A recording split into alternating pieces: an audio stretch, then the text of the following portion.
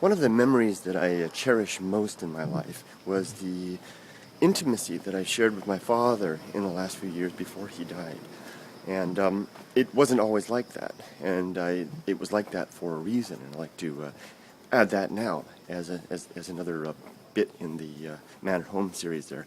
When I was a boy, I was surrounded. If you've seen my videos in the past, there was these figures, these great men in my life. My father and his circle of friends, and I grew up watching them discourse and pontificate and dialogue and argue and enjoy the fruits of thinking together as they explored the world, largely through camping trips out in the wilderness where we'd sit around bonfires late into the night and the boys, the kids, the girls, and I, and the mothers would watch these men do their thing. The mothers participated to a degree; they weren't as interested, and the kids basically watched. And my dearest recollections are of how I would we'd sleep out on the desert sands there, and we would always drift off to bed, and close to the kids would go to bed early first, and then around midnight you'd see just a group there with maybe a few mothers still. The men were still there, and you hear lots of laughter and talk, and periodically voices raised, and then I'd wake up sometimes, way deep in the night, 2 a.m. or something like that, and there would just be the embers glowing there, and around the fire, just the four men, in more hushed tones, and I knew then they were talking what I thought were the big thoughts, and I would look up at the stars, and I would think that they're up there, they're thinking about those things, the thoughts that are the most meaningful in life. And this is probably what these experiences, waking up in the middle of the night as a little boy, peeking out from my sleeping bag, laying there on the ground, and watching the men around the embers there talking, they made me want to follow that course. Now, all through childhood and into adolescence, I was outside that circle, and even we'd have dinners, and we had the thing where we'd have the formal dinner thing with the kids' table, and I was at the kids' table with all the other kids throughout my childhood. And then when that became no longer seemly, I was given a place at the table with the adults, but still I was an outsider to that. I witnessed and I watched, and I never felt excluded. That's part of the thing. You don't know what you're missing if you're in that case. I never felt excluded from it, but I was nevertheless not a part of it. I would continue to watch the men operate. It wasn't until that I left, and I knew that I had to leave, so I made my exit voluntarily, and I set off into the world with my potato chip truck and off to university to try to make my way, and it wasn't until then that things began to change, and it wasn't until about the first year after I'd been living on my own, and I started to make annual pilgrimages back to visit my father, and I would come down to his place, and I noticed that there was a change after that. He was always a good man, and always a generous man, and open with his heart. But his attention would lie on the things that most engaged him. And it wasn't until after the first year that I was away that I became a source of such attention. And it was a great awakening to me to suddenly find my father's gaze and his ears and his mind focused on me and what I was saying, and not in a fatherly type of a way of listening to his son talk about life so that he can offer guidance and support. Like, it was instead really trying to hear what I was saying, because I was beginning to offer him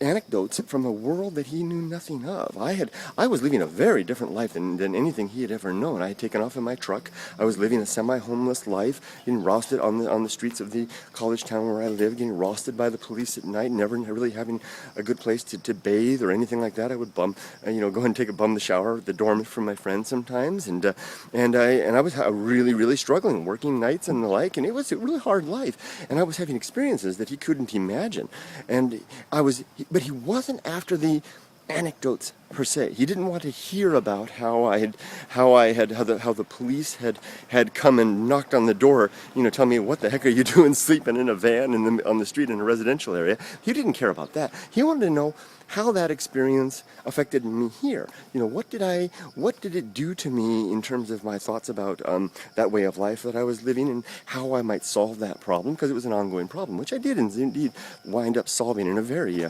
fascinating way, which led to another. It wasn't fascinating on my part, but it was fascinating, the circumstance that led to another episode of my life. So here's the point, coming back to the point. I was out living this independent life now, and suddenly I found myself appear to the realm, so to speak. I didn't realize it at the time, but insofar as I would come back and my dad would begin to welcome me into the house, not as much as welcoming his boy into the house, but more like welcoming another man into the house. And he would treat me with a degree of respect and regard that I had never known before.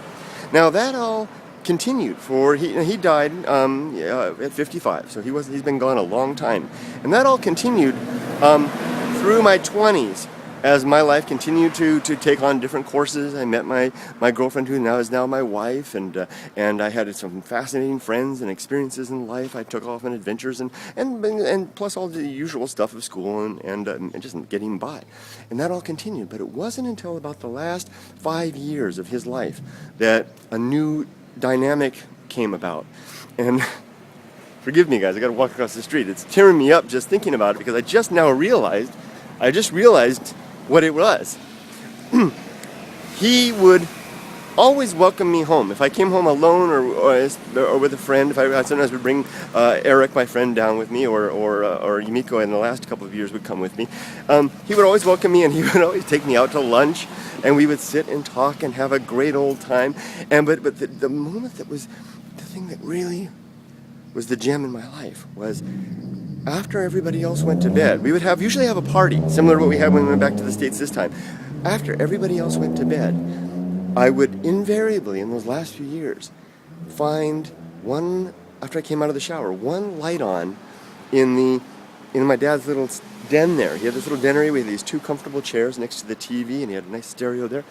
And my dad would be playing music. He would typically be playing maybe an album from Emmylou Harris, one of his favorite artists. I can't help but tear up just hearing her these days. Anyway, he would have that on, and he'd be sitting there all by himself in one chair. And I'd go in, and I'd take a seat, or he'd invite me to come in. It became a routine after a while. And he and I would sit there, and this was, past the, going on to midnight or so. We would sit there in the dimmer light, listening to the good music, and we would really talk then. And this was talk of the stars, of the deep stuff in life, of the amazing experiences in the world, and what we really thought of things. Now my mind was still forming in so many ways, and I wish now that I could talk with him again. But he was genuinely interested in me and what I had to experience in the world, and I was being welcomed into the fold of the inner circle of the most important element of his life, the process of contemplation and thinking. And it wasn't until just now that I realized the similarity there between my father and I sitting there late into the night listening to soft music and in low light there talking about things, and the men around the fire in the night. I just realized how similar that was. The big moment finally came. Well, that was the big moment, but when another bit that really meant a lot to me was when the very first time that I heard my father talking with his friends, and he quoted me.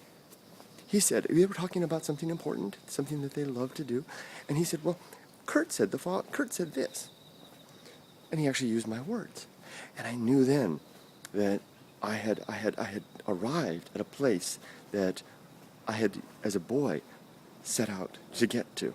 And I had only achieved that end through the endeavor of my own life, independent of the structure in which I was raised, in the family who had cared for me, and who in their own way had prepared me, for better or worse, to carry on into that.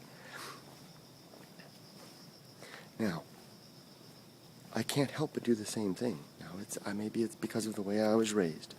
But I get contacted by a lot of people, and on YouTube and email and the like, and I can't help but regard in the same way those who are endeavoring to build a life on their own, who have severed the apron strings and are moving out, who have realized that it is a far better thing to have a I'm reaching the 10-minute mark. Sorry, I just realized it's a far better thing to have an independent life rather than a wealthy life or a life rich in security.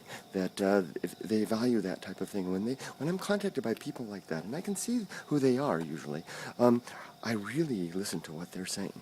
It's almost like my father, whose attention is riveted by someone who is pursuing life in a similar manner. I don't have the same attention for those who choose that alternate path, and I'm not necessarily criticizing them for that way, that lifestyle. It's just a matter of the way that I was raised. And so, if the things that I've said have touched a nerve in terms of you recognizing that you basically have a like mind, then enough with the excuses. Get on with it. Get out and build that life for yourself. Like I said before, there's no guarantees. But when you meet me and we sit down together, you'll have my full attention.